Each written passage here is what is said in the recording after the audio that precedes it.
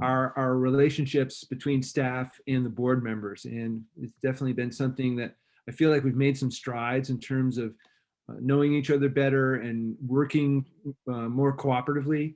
So that's been really nice to see over the course of the last couple of years. And let's see, Adina, any words from you in terms of takeaways from yesterday?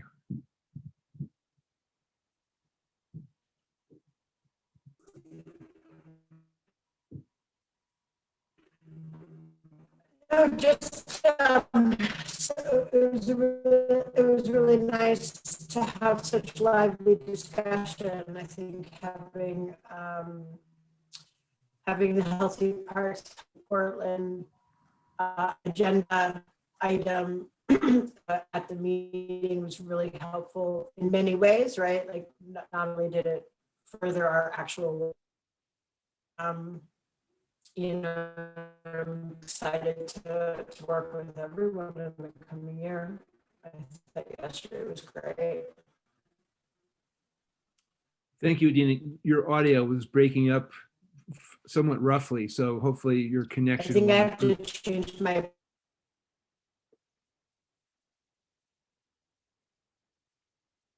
Okay.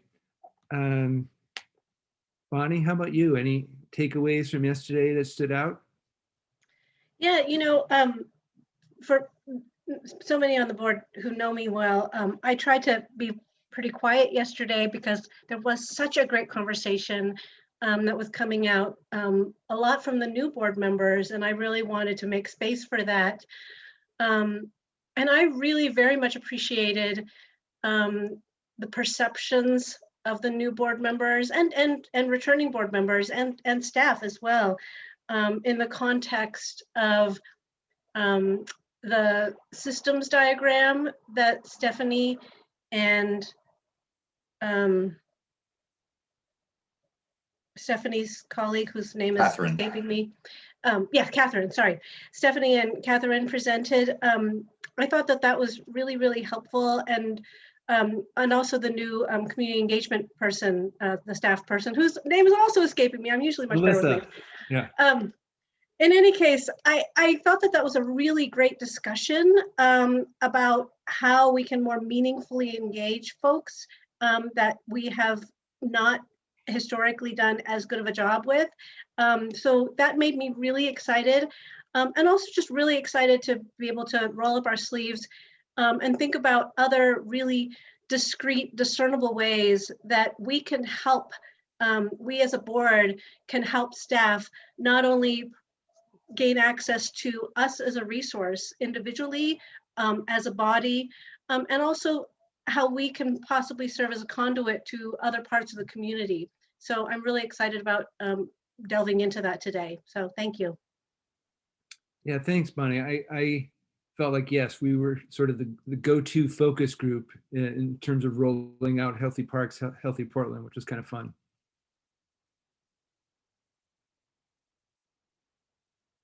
Yeah, and as you said, I thought it was great that Corbin and Nova and Sabrina and Adrian all jumped in yesterday and got into the fray. So that was really fun to see that engagement from new board members. So congrats to you for just being brave enough to wade in that way.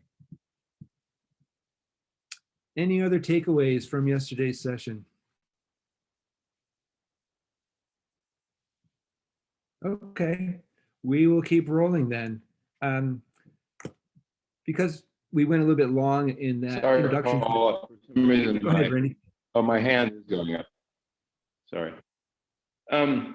One thing that just occurred to me, it wasn't so much a takeaway from yesterday. It was more of a kind of absence that I feel like, you know, the board should at some point sort of address and PPR in some way. You know, thinking more politically, and you know, having been pretty deeply involved in the levy campaign, you know, labor was a big player, but also a big player were friends and allies groups. And, you know, that category of folks in the sort of strategic, you know, planning as of yet. And so I just, you know, I mean, I think that the planning y'all are doing, you know, is very strong and very, you know, of this moment. But I think that we, you know, need to keep the eye on the longer term ball, you know, in terms of, you know, what is the political constituency, you know, in, you know, beginning in 4 years when, you know, either the levy gets renewed or some other package of, you know, funding measures, you know, comes to fruition. And I think that, you know, PPR rightly is very community oriented, but it's really organizations that pass political measures. And so I just would encourage us to, you know, to think about what that engagement is and how we're building constituencies with those folks. Thanks, Randy. I think that's a very apt observation. The 4 years will go by really quickly. One of my personal goals is that we have a conversation about the merits and, you know, potential demerits of a special district for Portland Parks and Recreation. It's great that we now have a legislative liaison through Ilana's presence on the board. So, you know, we can have those conversations with people in Salem to adjust the special district, potentially adjust the special district's ORS so that we can not have the Multnomah County Commissioners running the Portland Parks and Recreation Special District. So yeah, that would be something that wouldn't really fly politically. So yes, and it does actually lead to one of our next topics in terms of general board duties and relationships. That friends and allies are important, and 4 years will pass quickly when we want to renew the levy. So we really need to think, as you put it, keep our eye on the long ball and, you know, develop those relationships so that there is strong support in 4 years. And we'll need to, should we pursue a special district, that will be a big, big lift. And that will take a lot of allies and friends to make that happen. So the intro session yesterday was great, and I, you know, reviewed some of the commonalities that came out of that conversation. And in trying to adjust to our schedule, there are a couple of things that I wanted to mention that I didn't. So I just wanted to take a few moments this afternoon to touch on those in terms of our bylaws and things that are important for all of us to keep in mind. So one of those is conflict of interest. I can't recall that I've heard someone said that they had a conflict of interest on something. It may have happened once, but that seems to be a very fuzzy memory. But anyways, should any of us have a conflict of interest or a potential conflict of interest, we need to make that known either before the meeting or during the meeting so that that is part of the public record. So just tuck that away and keep that in the back of your minds should there be any potential conflict of interest in the future. Well, I can give you an the other example. is regarding communication. Sorry, I was going to say I can give you an example. When we were looking at the Patty, go. Sorry, when we were looking at the Southwest Corridor, I recused myself from that discussion because my firm was the consultant in charge of that design work. So that was one of the very rare occasions when I've kept my mouth shut. So it does happen from time to time. Another thought, which is really following on from what Randy was saying, I know that our new board members are all pretty much up to speed with what's going on, but something which we have not made explicit, which I think is really important to understand, is that financial sustainability has been a very, very elusive goal in the past. And the levy and so forth have all come out of that. Out of 10 consecutive years, 8 of them, we had a reduction in our budget, in spite of the fact that the number of the population of Portland was increasing, and because of monies which we can spend on capital projects, the numbers of parks we had increased, and therefore our maintenance and operations load increased. So we have been for fully a decade in the situation of having to do more with progressively less and less. So that whole question about financial sustainability has really been uppermost in so many of the things we've been looking at over the past few years, and it's still a big issue.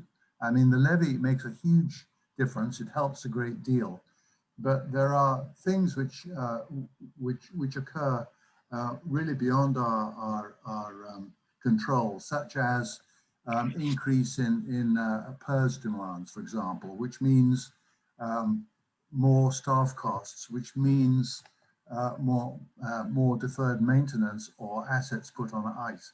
So these problems have dogged us for years, and we're getting there, but they're still there, and they sort of in the background of so much of what we do. I don't want to put cold water over everything, but it's a nasty reality that we have to somehow deal with. So that's all I wanted to say. That's terrific on both accounts, Patty. Thank you for reminding us of that one example of the conflict of interest and bringing up the very salient point about as Claudio described it, the alligator, the structural deficit that Portland Parks has when there's a bump in the PERS withholding for staff. So yeah, that's something that we cannot, it's been kind of swept under the rug, I think, for years and years, and it's a pretty big bump in the middle of the room right now. So we have to figure that out sooner than later, hopefully.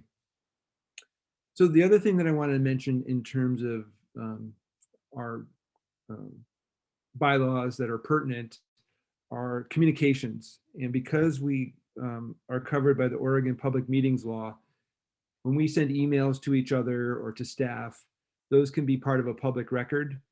So just keep that in mind when you are tempted to write something that might come back later to look in a different light, to be not such a great comment. So, it's surprising sometimes what things will look like 2 weeks later or 2 months later. It's just like, so it's hard to anticipate that, but just keep it in the back of our minds. Paul, what the litigators used to say is that when you send an email, think about it going before a jury. Yes. And see how you react. Yeah. I think and I'll that's just say, having had emails that were public records requested, the other lens that we sometimes tell new staff is read it out loud and pretend it was your friend reading it in the Oregonian. And what would you think about it?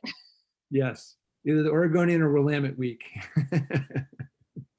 Is there for new board members, is there any comprehensive packet with a conflict of interest statement with any of these sort of more pertinent things that we'll get to be able to review, just so that I don't know, is there any sort of welcoming packet with all those sort of policies, procedures, pieces? It's a great question. I'm going to slide it over to Brooke. Yes, thank you, Paul and Allie, for asking that question. Every year I send out an email to the full board with just all of the information. Again, includes things that folks have seen already, like bylaws and our roster with contact information, and then all of these bits of information around, what does it mean to be a public official, and the guidance around ethics and public meeting law and conflict of interest and things like that. So that'll be coming soon. I think in past years I've sent all that to new folks separately, and then also to the new board, but I tried to not bombard you with too much stuff at the front end, and just will send it to the full group probably next week. Yeah, I just want to take a moment to acknowledge what a great resource in person Brooke is. So she's always very organized and helpful. And so please feel free to reach out to her as well as the chair and vice chair for, background information, and you'll get an answer. Brooke's really great about responding to questions via email or phone really quickly. So that's good to tuck away as well. Okay, so moving ahead, we wanted to spend about 25 minutes and have a discussion about general board duties, focusing on 4 topical areas. The first, which we've already touched on, thanks to Randy, is relationships. The second is the Budget Advisory Committee. Third is making public comment more meaningful. And then lastly, raising board visibility. So, on your agenda, we had a handful of sub-bullets, and those are Portland Parks and Recreation staff and other city staff, city council and mayor, Parks Foundation, Randy's here as our ex officio member from the Parks Foundation, friends groups, and others. So, Randy, it was a great segue or intro into this section. There's so many levels at which relationships are important. And, we were talking earlier, Tim was sharing about Healthy Parks, Healthy Portland. And yeah, we're helping the consultant and the Portland Parks team refine some of the materials. So we're acting as a focus group before it goes out to the broader community. I mean, that's happening in parallel, but we're helping to refine it as part of these waves that were described yesterday. And we've purposely invited our staff members to participate in these sort of getting to know you icebreakers at the beginning of meetings. And it's been really interesting to get to know folks that way and to see that we have a lot of commonalities. Yesterday we learned, I don't know, about 4 people were catchers growing up, which, who would have thought that? So that's, those are the kinds of things that start to build relationships and break down barriers and help us really understand each other as people. So we want to have really strong relationships with staff, both within the Bureau, with potentially people with BES. Bonnie's been on ad hoc committee that former Commissioner Nick Fish started to do some basically economies of scale, or sort of eliminating overlap in functions between bureaus to help streamline the city financially. And we report to City Council and the mayor, and we did start in 2019 meeting with Commissioner Fish, who was the Parks Commissioner at the time, in a very small group, what we call the leadership group. And it was just the 2 officers, the chair and vice chair, and a few other folks. And these were meetings that were not going to be subject to public meeting laws, because it was just a handful of us. And what I felt like they offered, and Bonnie can add as well, is just the opportunity to get to know each other better, not for the commissioner to feel like they're under a microscope where anything they said was going to be dissected. So that was helpful. And we started that with Commissioner Rubio. Cynthia Castro was going to be here she's the liaison from the commissioner's office. She was going to be here this weekend, but apparently was unable to make it today. But we do want to develop that relationship, because it's key to understand us and for us to understand them. And then Randy's a great ally at the Parks Foundation. So we work very much at the same interest levels in many areas. So definitely want to keep the strong relationship. Friends groups will be a big topic. And then, there's other relationships as well. So I didn't want to just talk about it. I think, Randy or others would like to talk more about, or hear from others about, how we can develop these relationships, thoughts that we can sort of begin to implement and roll out going forward over the next year.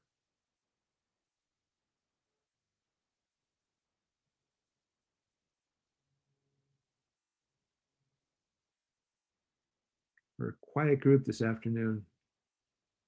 So, Bonnie,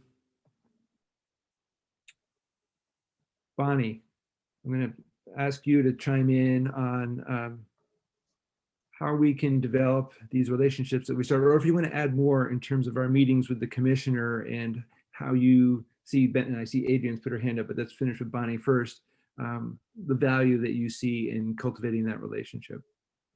Yeah, I don't want to take up a lot of space here because I do want to hear from everybody else, but I do think that the regular meetings that the leadership group has had with the commissioner and the improved increased connections that we've had with Cynthia have helped a lot in the context of, you know, I don't want the commissioner, and I think we all don't want the commissioner to see the Parks Board as yet another thing that they need to contend with, but instead see us as a resource and really see us as part of the team.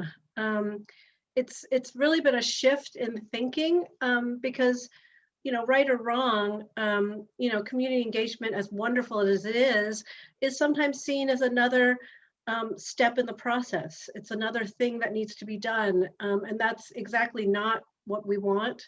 You know, we want to be seen as a resource and helpful. You know, I know one of the things that is on Brooke's plate for early this coming year, it was kind of in the back burner for this last year, but I know is going to get implemented early this year, is to do a board book for us that'll include, you know, bios with specific skill sets of ours and specific interests and priorities of each of ours, so that, you know, and that can be made available to both senior staff for the Bureau, but also commissioners' staff as well, because as they're struggling with issues, you know, to realize that they've got people like you, Paul, with your, you know, an entire career, you know, you sold your last business and went into semi-retirement before coming out of retirement in landscape. I mean, doing exactly the kinds of things that would be helpful to them. And you know, I could rattle off what everybody does, but again, my intent is to not take up space, but instead, you know, make those skills and interests known to folks that can actually make good use of us. Thanks, Bonnie. Adrian. Sorry about that, I had to unmute. Yeah, one of the thoughts I had coming out of yesterday and hearing about the qualitative work going on and also hearing about the struggles of the Community Engagement Committee, it seems to me that an important output of the current work happening could be what is the right, better community engagement strategy for the long term. So not just the short term of creating, you know, what the mission is and, you know, the details of that mission, but really what, you know, who are the most effective players at all levels from the top down to work with, and you know, what do they need to be more engaged? So I'm not sure, you know, that's something, not sure if that's something the staff working on that can tweak, but it seems like an important, you know, potential outcome. Thank you. Kenya or Tim, any thoughts or response to that?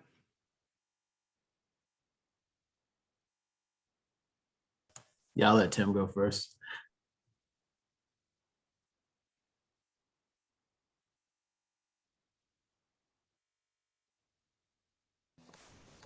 You know, I think the community engagement work for the Bureau is really at this really interesting moment in time. We are expanding how we're going to do that. I think we're going to need as many boots on the ground to be able to do that as authentically and as well as we possibly can. So from the Commissioner's office, from the Bureau, through our partners with the board and other advisory committees throughout. And so I think that, you know, we need to have a holistic approach to how we do this. You know, the last thing that we want, you know, Dr. Corbin was mentioning yesterday in our conversation around, you know, overburdening communities of color. And that's especially true, I think, in our very white city. And so I think we have to be cautious about that, you know, and we need to have a way of communicating with the public where the left hand knows what the right hand is doing, right? And that we're going at this in a very strategic and thoughtful way. The last thing we want is, folks to be hearing from, different divisions within the organization, or, from the board, the commissioner's office, and hearing different things. So I think that it's something that we're developing, and I think that it's, something we're welcoming the board to be a part of and to support. Thanks, Tim. I see Corbin's hand up, and then Allie. And I don't know, Ken, if you wanted to add anything on to what Tim said before we go to Corbin. Yeah, let me do that. I think Tim hit all the great points. And I think what's most important just in this format of the staff and how, we engage with the partnerships that we have and the ones that we will establish.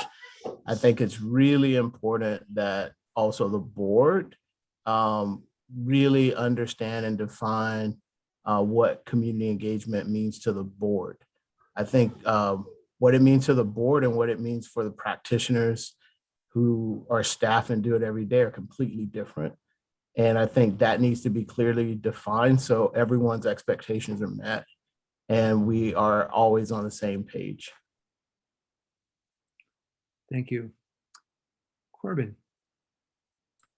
I would like to see engagement in the form of deep hanging out, meaning like going to parks, going to festivals, meeting the staff folks that work at these locations, and really developing a genuine long-term relationship in which, conversations become really easy. And for communities that are less trustful, showing up, and sometimes it takes, a good 6 months to a year before you win their trust. And I think for me, that has been very fruitful in the work that I've done in the past.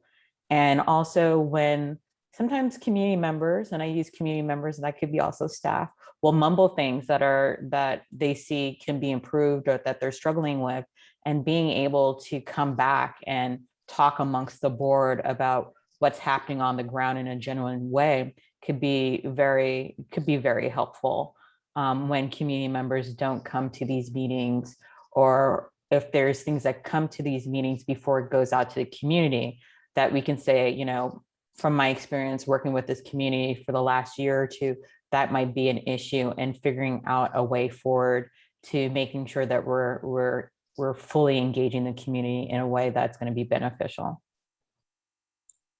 Thank you, Corbin. Allie. Yeah, just thinking about the fatigue and how many communities are being asked questions. I'm just wondering, building those authentic relations is critical, but also I wonder how much information sharing there is on lessons learned between various, governmental entities, parks, and others, to be able to not just, to be able to help inform future questions or relationships. I'm just wondering if everyone's doing it in a vacuum, or if there is some way of information sharing that folks are doing already. So it's not to just be asking the same questions over and over to the same groups. Yeah, that's a really great point. Tim put his hand up. Before we go to Randy, Tim, do you want to add in there? Yeah, I just wanted to respond to Ali. It's a great question. We do have some siloed bureaus. There are some community engagement inter-bureau conversations that are going on that are trying to get right at that point. One of our community engagement coordinators, Barbara Hart, has been with the Bureau for a long time. Is great at what she does, helps lead one of those kind of combined groups. And we've had great conversations. The community doesn't care, right? Like who's in charge of what, right? Like what bureau or what commissioner, if it's the county, if it's metro, if it's state, if it's city, they just need their needs met. So there's been great conversations around, having some tracking systems, and if we're going to be going out to the Southeast community to talk to the Vietnamese community, like what does PBOT need to talk to them about? What does the Water Bureau need to talk about? So you can kind of move through those processes. So the conversations are happening, but, as we all know, government does move a little slow. And we have a big push right now with Healthy Parks, Healthy Portland. So I think that we need to keep moving in the direction that we are, but those conversations are happening, and parks are going to help to lead those. Thanks, Tim. Let's go to Randy.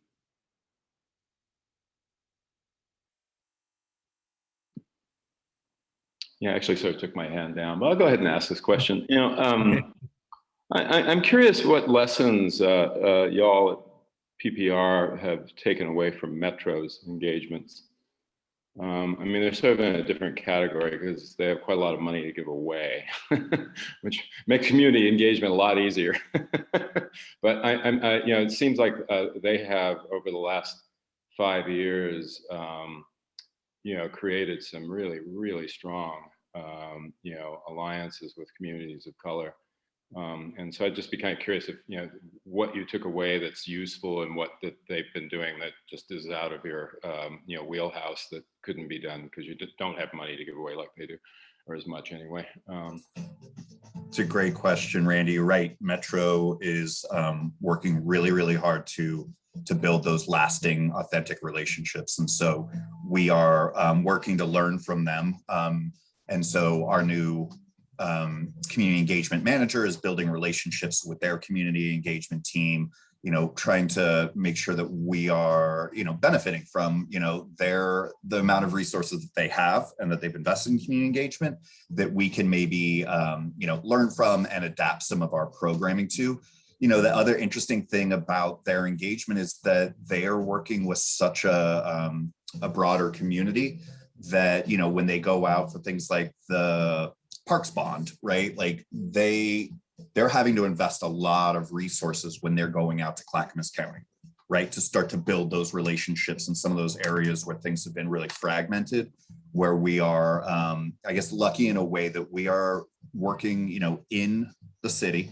And what we're focused on as an agency around racial equity, we've got really sophisticated folks in this city, right? Like we have folks that are living and breathing this every day. And so, you know, we have to match that commitment and we have to learn from each other. You know, there's a lot of great organizations throughout the country and throughout the world that do community engagement really, really well. But we need to look at, you know, this specific region, you know, our long and disgraceful racist history as a state, as a county, and as a city, you know, is going to make how we engage, especially with government, to communities of color is going to be a unique challenge for us. And so Metro is a great partner that we can work with, learn from, and partner with. And so we're continuing to build those relationships and to benefit from some of the resources that they've invested there. Thanks, Tim. I saw Lauren's hand up briefly. Yes. And I'll just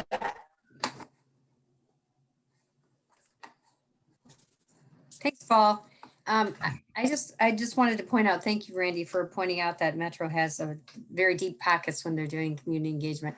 I also wanted to point out that we're in kind of a unique position right now where, because all those communities we're wanting to engage all of them and they're getting hit by many fronts, they're starting to ask for payment for engagement, which is, you know, it's a kind of a catch-22, because the more we pay out to any kind of things that aren't relevant, say to a capital project to put the playground in the ground or to build a park or whatever, the more we're paying out, the less we're putting in the park.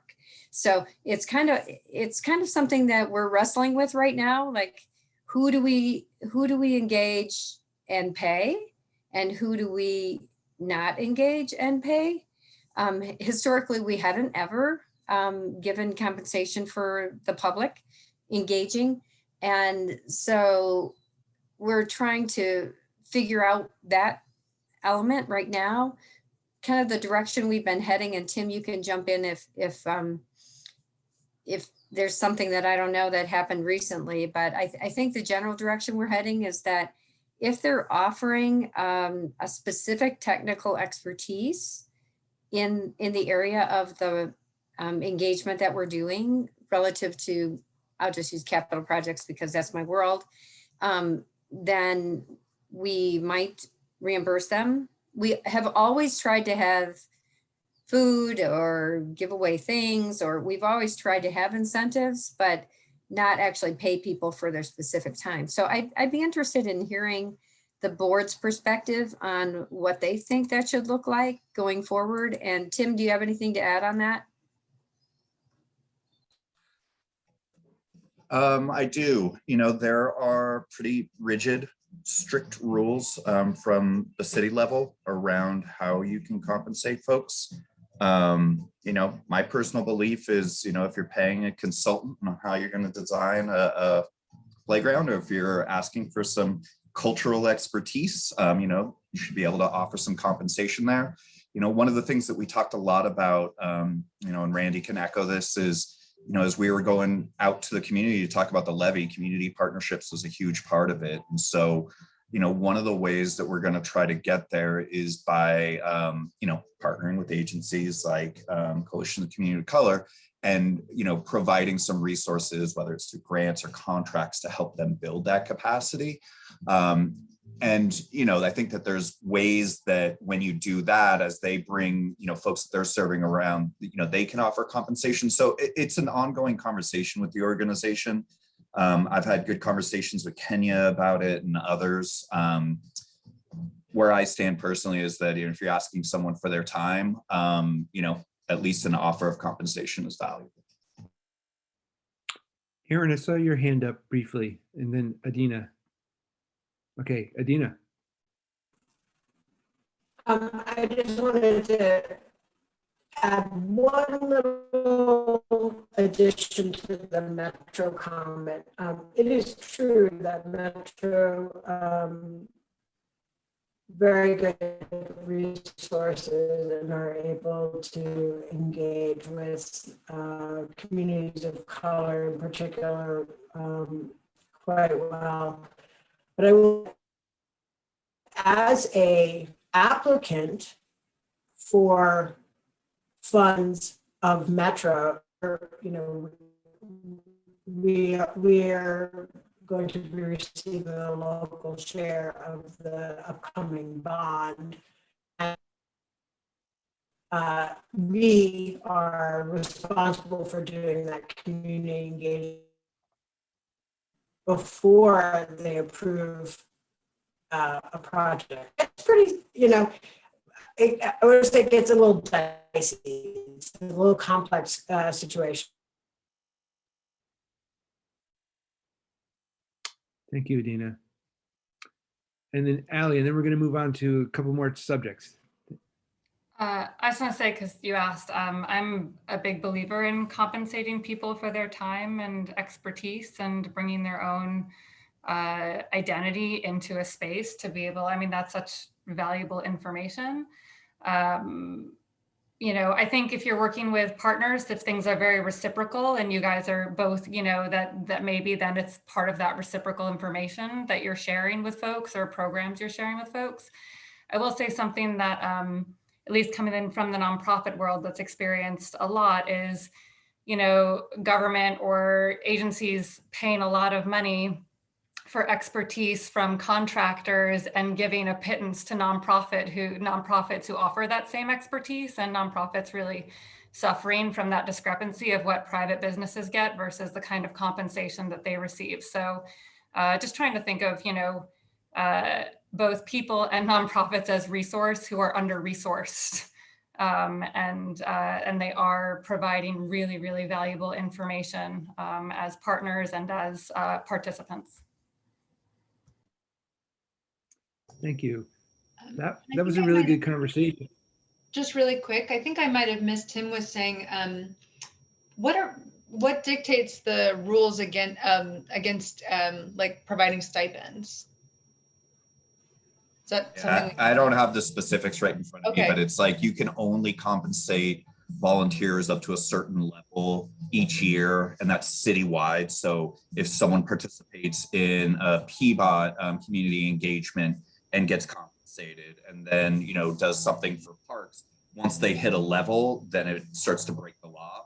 And so we lack the coordination between bureaus to see how we're doing that. And so it just gets a little complicated, but I can get the board a more concrete description of how that plays out after this meeting. Just seems like something that maybe could be changed. Hey, Aaron, it's about federal tax law and getting W-9s from people about getting compensation over a certain amount.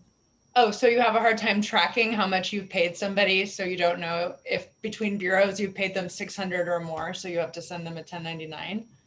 And then do we want to be doing that for, you know, Okay. 1,000 people a year for $600 each, you know? Right. Although if that's what the problem is, I mean, maybe there is a solution down the road for that. Yeah, in the short term, it might be, in the short term, it might be that grantees and contractors do the compensation on behalf of the city. So they try to pull this all together and move on to the next subject.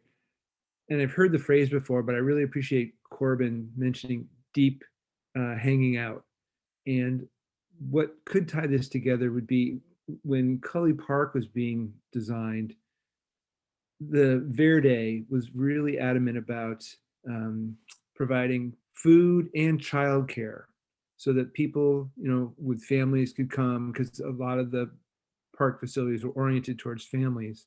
So that's a way to make it more accessible, you know, because it's hard for folks to put a meal together and then rush off to a meeting. And it made it kind of festive, you know, to have food there as well. So that's something that we can consider. And I love the notion of perhaps, and this could come up through the public community engagement group, that we could get engaged with some deep hanging out and just sort of see what that looks like. And that could be really interesting. So we've actually used up the whole time that I thought we'd cover these various subjects, which is not unusual, but the conversation was good. I just wanted to touch on, we can do this in an upcoming board meeting.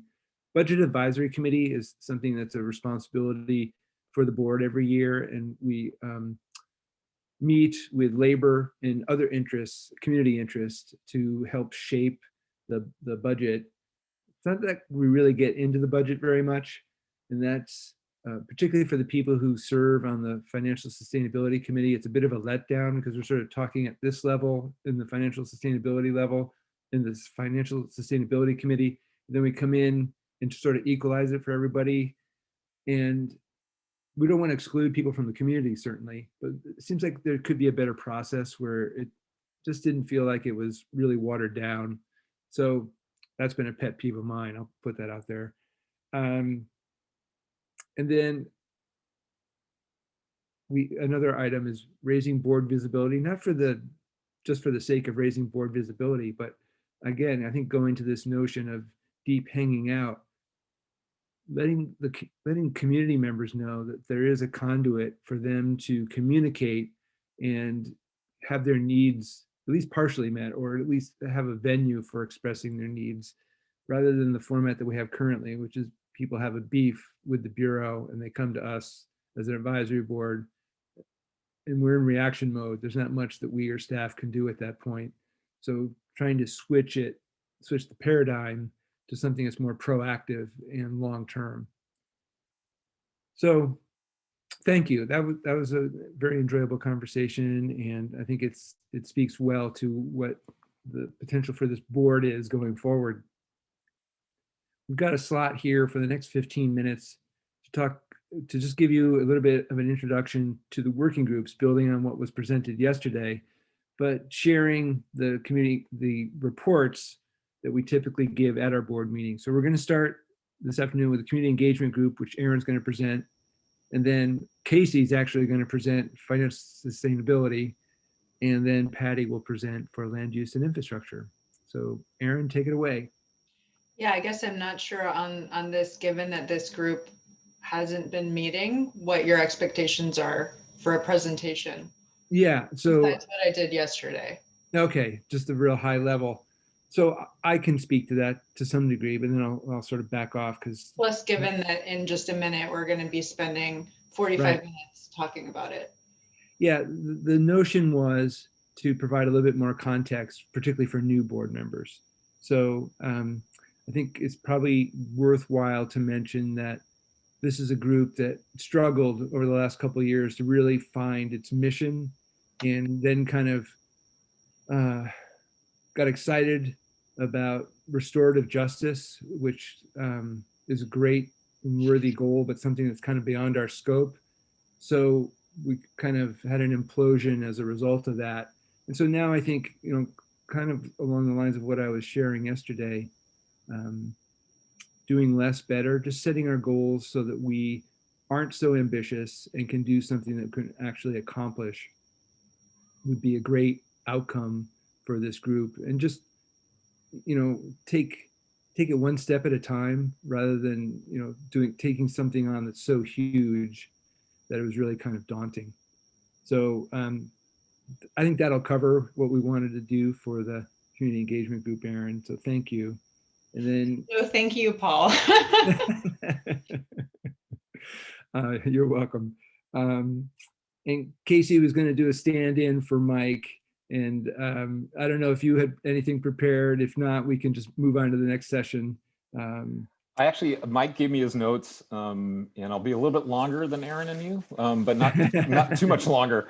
Okay. So I'll just give really what the standard report is that we provide. We met at the beginning of the month, and it was a meeting that drove home to me again how much the budget process is a continuing process within the Bureau, that they have to deal with multiple budgets every day, at least every week, because pretty much everything that was reported on the last meeting dealt with budgets. So regarding the 2021 fiscal year, that's just wrapping up right now. And there was no real surprises. Community centers are closed until the end of the fiscal year. The rec division operated at a much lower level. We had a report regarding the levy spend rate, and it's ramping up, but slower than expected, because the original expectation was very conservative in terms of it having a high value or a high number, and they're not going to go that high. So it has no real concern. There's no real concern regarding a slightly lower expense amount. The 2021 budget has now been approved and adopted by the City Council. It closely reflects the recommendations of the Bureau. The only real change was a small one that dealt with an increase for additional ranger funding that came through the April Improved Safety Plan.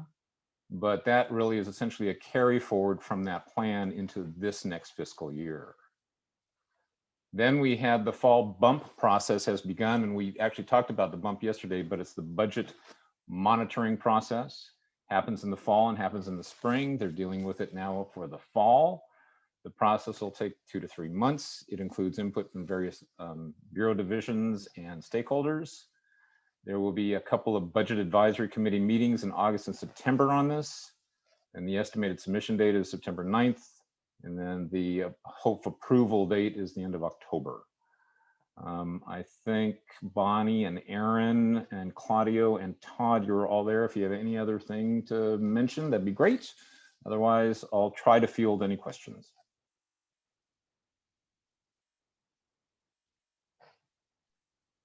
Thanks, Casey. All right, Patty, tell us about land use and infrastructure. I see that Bonnie has her hand up. Oh, sorry, I missed that. Oh, I'm sorry. It's an applause. I beg your pardon. It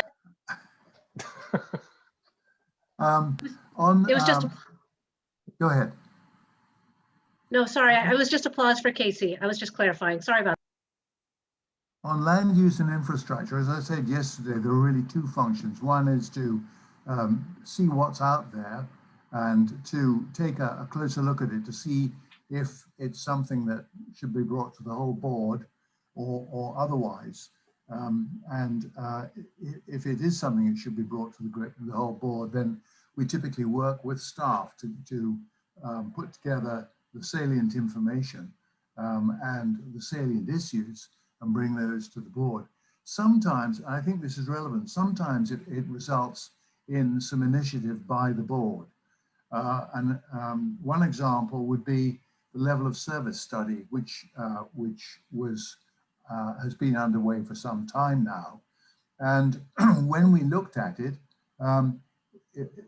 everything depended on distance from various parks and recreation assets.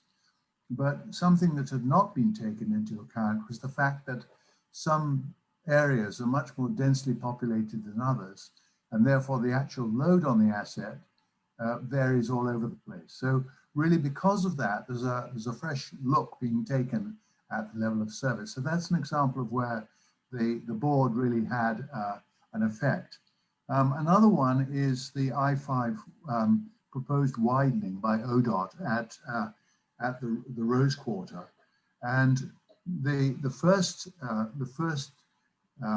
view we had of that, which is some time ago now, the board brought up the fact that the covers, as ODOT called them, which are shown over the freeway, appeared to be public open space. And they said, well, it's colored green, but it's not really public open space. But the more we probed, we found that that was it, because they didn't want to pay more for the structure of those covers so that they were able to carry buildings. And so we raised that with ODOT, and they were not at all pleased with that. We raised it also with some of the other groups, such as a number of other groups who are concerned about design details of the freeway improvement. And so that is now being very seriously looked at. And it seems now quite probable that if the project does go ahead, there will indeed be buildings over the top. The problem with the original idea was that, yes, it provided public open space, but unrelated to any community that could use it, and much of it fragmented by circulating traffic, so you couldn't get to it. So it was, it was just an easy out. Another piece of initiative taken by the board had to do with the configuration of the ramps in that same ODOT project. In fact, the ramp would be changed so it would overhang the east side esplanade by over 20 feet. And that obviously had a really deleterious effect on the esplanade. PBOT asked Parks and Recreation simply to sign off. It's a 4F, which is sort of federal requirement, to sign off to say that their design was fine. And we took a close look at it and said, no, it isn't fine. I mean, that is absolutely not acceptable. And as a result, they've redesigned their ramp so that it no longer overshadows the esplanade.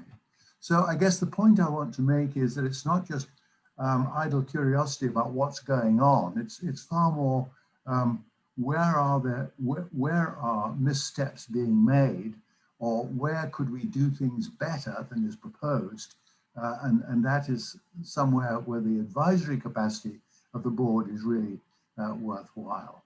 So I leave it at that for the moment. Thank you, Patty.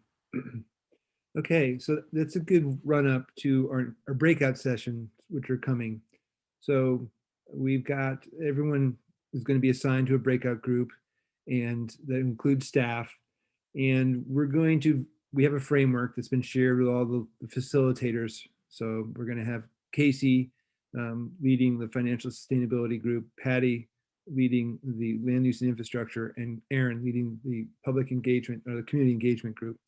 So we're going to take a look at some past priorities that were identified in the 2019 board retreat. Just use that as a starting point. It's really meant to be kind of a, if you will, throwing some spaghetti on the wall, seeing what sticks. And then we'll take some time towards the end to, amongst all those different ideas, try to get some sense of what the consensus is within the group for what we really want to work on in the coming year, and sort of narrow that down to about 5. So everybody will nominate at least 3 projects or ideas for consideration, and then we'll see what that looks like, and then we'll narrow that down to about 5 for the group. And we'll need 2 different volunteers in the group, one to help track the ideas that are generated. You can do that in the chat, or in notes, and just share that. And then somebody to help tally the votes, if you will. And then the chairs will do a short report out as we round the corner and get close to closing today. And you'll hear some very similar instructions as the leaders of the different breakout groups convene here in just about a minute or less.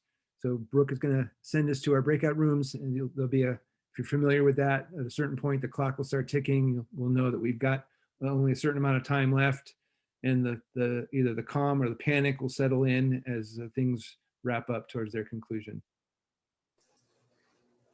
All right, Paul, I'm all set to send folks into the breakout rooms. Are y'all coming back at 2:45 or sooner than that? 2:45, that's right. Okay, I will send reminders as we lead up to that. Great. So sending y'all to your rooms.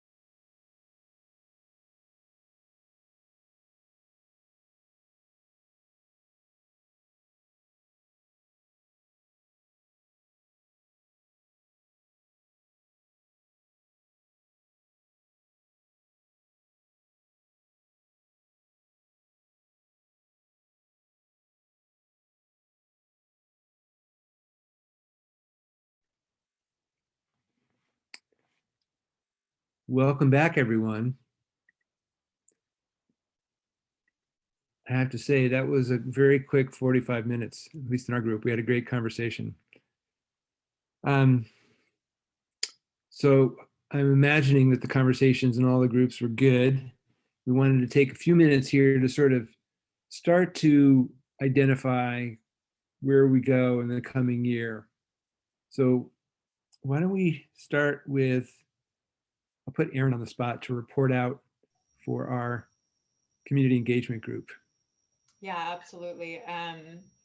It was it was a really engaging conversation. So I think we didn't necessarily focus on the 2019 priorities. We focused on starting with learning more about what, hearing from Kenya and Tim about what Parks is doing in terms of racial equity and the racial equity lens and affirmation statement.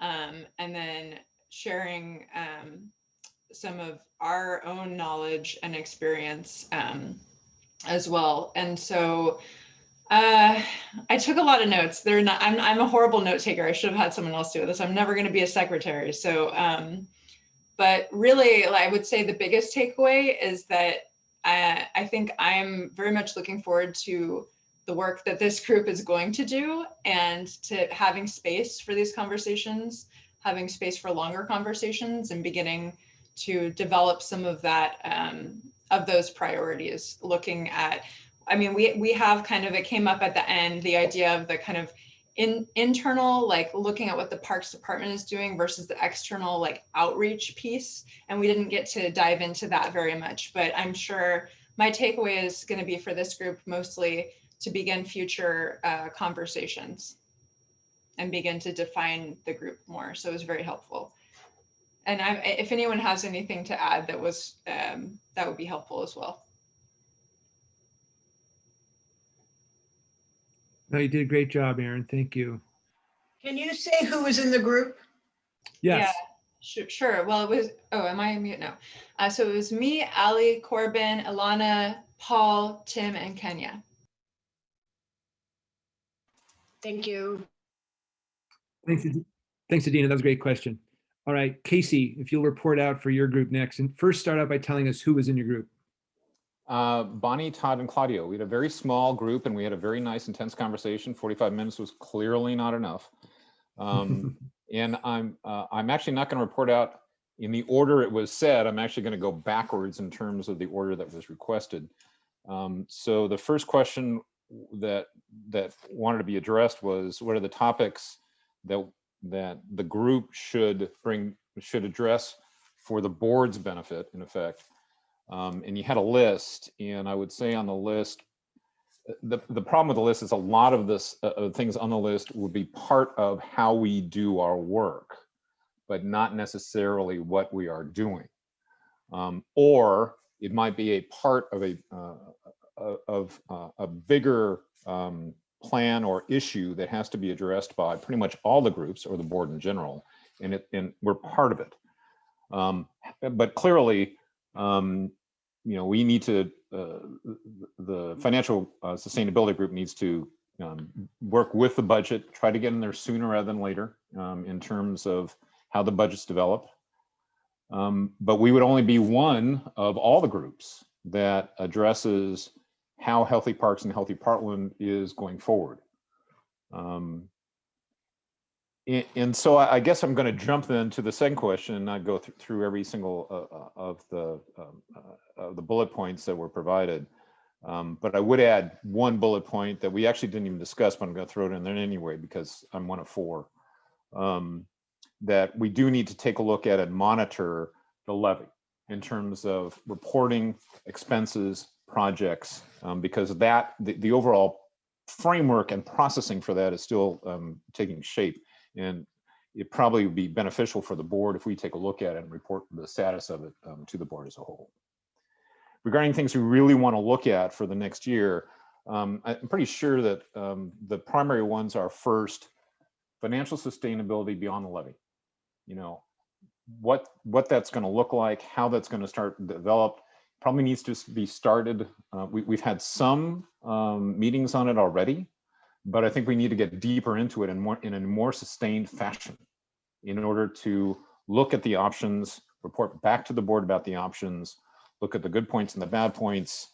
And of course, some of those options we need to start looking at sooner rather than later. You know, if we're doing a special district, for example, we need to start doing that now. So we need to start looking at that more. The next thing that came up that was substantial is possible immediate programs for present alternative funding sources. Whether it's licensing out various assets, going into user agreements of sorts, trying to figure out a problematical development of how to have multiple possible alternative sources of income using the assets we already have. And I think, and then the last thing would be to look at possible changes to the Budget Advisory Committee in terms of the board's relationship to it, board members' relationship to it, and how it works.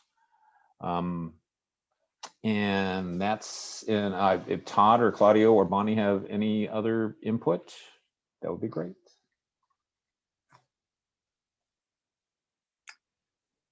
I see thumbs up all the way around.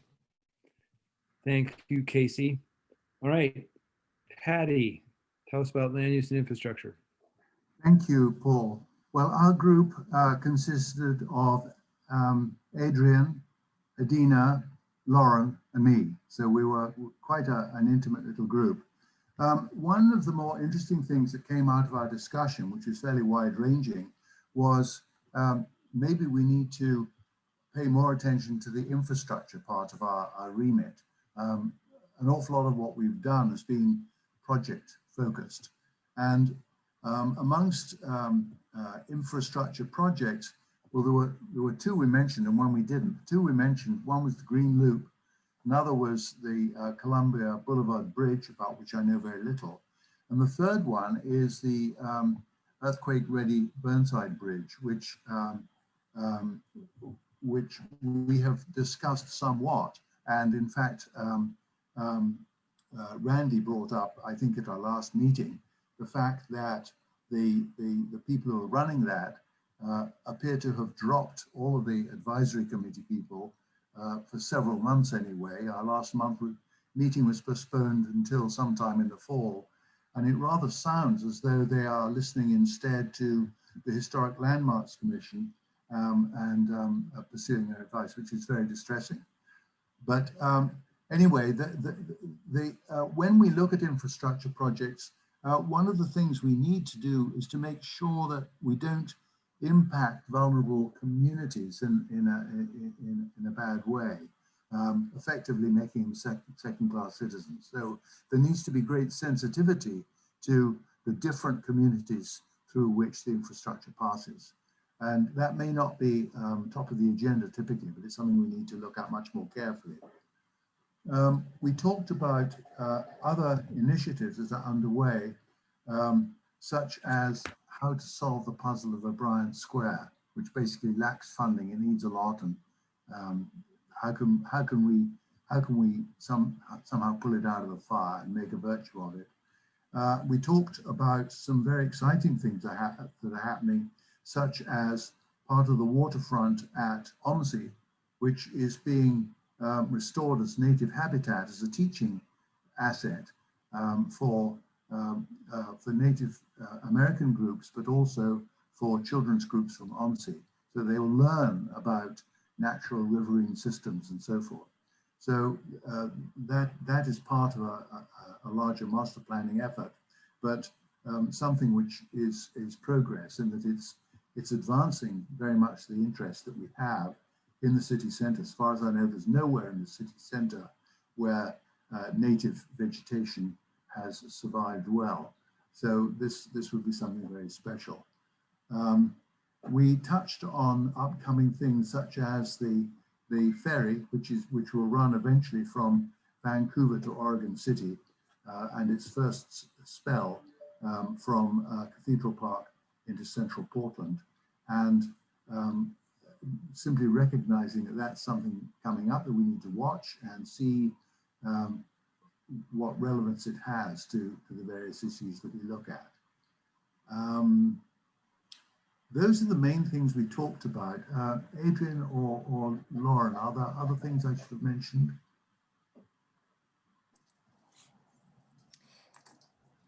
I guess the only other thing I would say, Patty, is that we know we need to address our major maintenance backlog. Yes. And so, and since we're the land use and infrastructure part of the Parks Board, maybe we should start working towards some kind of bond for that too, or contributing to I should say, contributing to the staff's efforts. Yeah. Yes, I know I've been a bit of a broken record on that particular aspect, but it is so important. And the strictures on the development fees we get, allowing us only to build new parks or new capital investments, I should say, and in the process, increasing our operation and maintenance costs for which we have no funding is a huge frustration, and we need to find a way around that. I guess we didn't really get into that in any detail, but it remains a headline issue. Thank you, Patty, and everyone for these reports. So it's clear that we had some really good conversations, and there's a lot of work that we could take on, and we're going to need to whittle it down probably to the things that are most important, because we are a volunteer advisory board and there's only so much that we can accomplish, but I think there's a lot of very worthy work that we can take on. So we'll continue this conversation July 13th, which will be our first board meeting in the new fiscal year, the 21-22 fiscal year. And that'll be via Zoom. Looking forward to when we can meet in person again, hopefully late summer or early fall. Any other thoughts, observations, questions before we wrap up? What criteria are you going to use to meet in person again? Well, it'll be CDC guidelines and how the city implements them. So we've traditionally met in City Hall.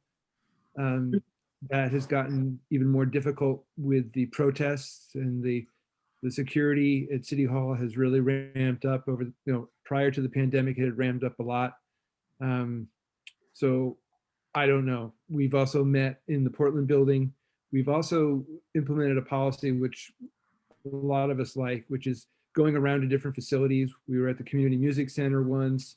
We were at the Jordan Center in North Portland. So we have moved around, and that's a great way to do some of our community engagement. Have people come, we can go to them rather than them come to us. So I think we had evolved to a point where we would try to meet every other month somewhere in the central city, either the Portland building or City Hall, and then out and about at different facilities. That seems to be a good mix, but it'll be up to this board to decide how we do that. So go ahead. Adina said that Todd could speak to that. Don't want to put Todd on the spot, but let's put Todd on the spot. We're obviously going to follow the city and the bureau's lead, and whatever Todd can enlighten us on that, I'd love to know. The COVID game of trying to predict the future. The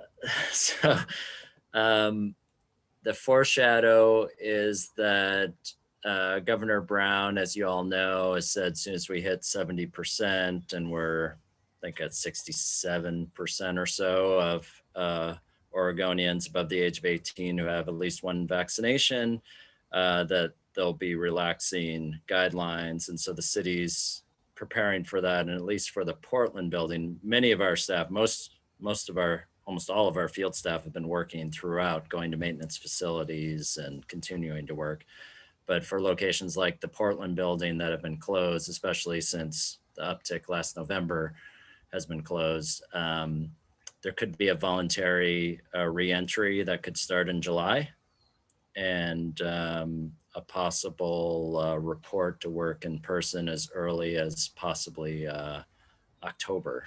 And we're waiting to see what all the guidelines are.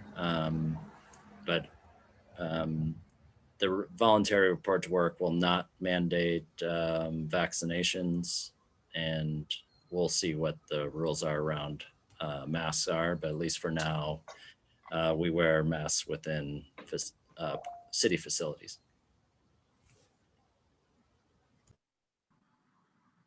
Thanks, Todd. Yeah, so there's a lot of unknowns. Fortunately, we have Adrienne, who's a public health physician, so we can also benefit from her knowledge of what's happening. So yeah, to be determined. There's a lot of unknowns. So, but it will be nice to be able to meet in person again. There's a lot of wonderful things about Zoom and all the other platforms for meeting virtually, but just so much nicer to be connected as a community in the presence of each other. So thank you all for giving up part of your Saturday to meet with us and bring some really good thinking and conversation to our meeting today.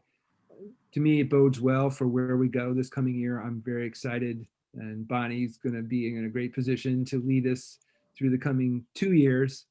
So I think that's it, everyone. Enjoy the rest of the weekend. We'll see you on the 13th. We'll send out an agenda the week before. And yeah, we'll see you all Thank you, soon. everybody, for taking your time and for all your thoughts. I really appreciated hearing everything from everybody. Thank you, Paul and Bonnie, for leading us so ably.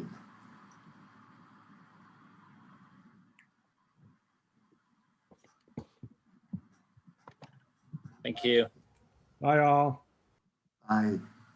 Bye-bye, take care.